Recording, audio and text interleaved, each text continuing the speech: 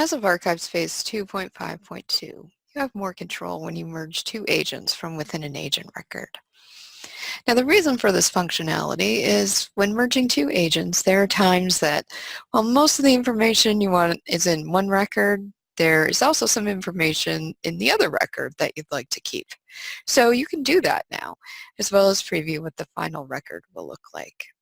And I should note that to perform any of this functionality, you have to have the merge agent / subject records permission.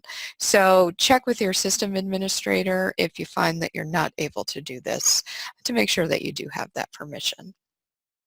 So to use this functionality, first bring up the agent record that you want to keep.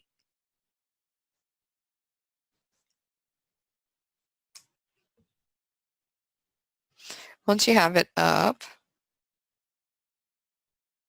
click Merge. Then you select the record that you want to merge into it. Please note that there's a couple restrictions on this. You can only merge two agents of the same type, so for example, two person agents. And you also cannot merge agents that serve as system records, like the agent for your repository that was created when you first worked in ArchivesSpace. If you try to do either of these things, you'll get an error message and the merge will not complete. So once you've selected the agent to merge into the agent record that you have open, you'll get this dialog box that explains what's going to happen. You'll also see that there's a Compare Agents button here. Click Compared Agents, and this will bring up a side-by-side view of the two records. Within each record, within each section of the record, those will line up next to each other, but you'll only see fielded information and open subrecords for fields and subrecords that have data. So the record on the left is the target record. This is the one that will remain in ArchivesSpace. The record on the right is the record that will be merged. It will be deleted from ArchivesSpace. But note that links to other records, such as links to accessions, resources, or digital objects, will be retained for both records in the final merged record.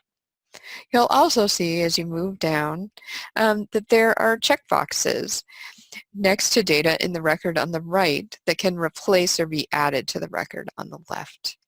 Click Replace for any fields that have data that you want to replace in the target record.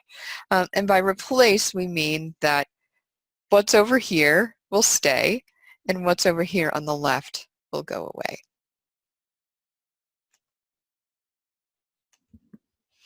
You'll also see that some records, like for example, some parts of the record, for example, external documents, can only be added as a whole to the target record. So click Whole if you want to add them. And by add, we mean that even if there were an external documents subrecord over here on the left, if you choose to add one on the right, there would be two external documents subrecords instead of just one.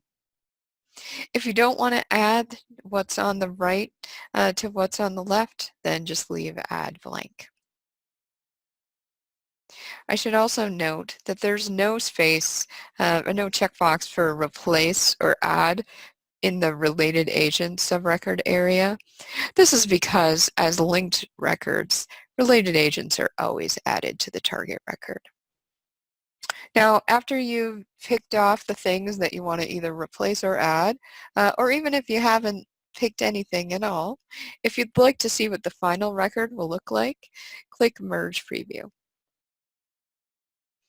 From the Merge Preview screen, you can see what the final version is going to look like. And if you're not satisfied with it, you'll have another opportunity to go back and make changes. Once you've finished looking at the merge preview, click Continue. Note that you cannot complete the merge from the merge preview screen. You have to go back to the side-by-side view.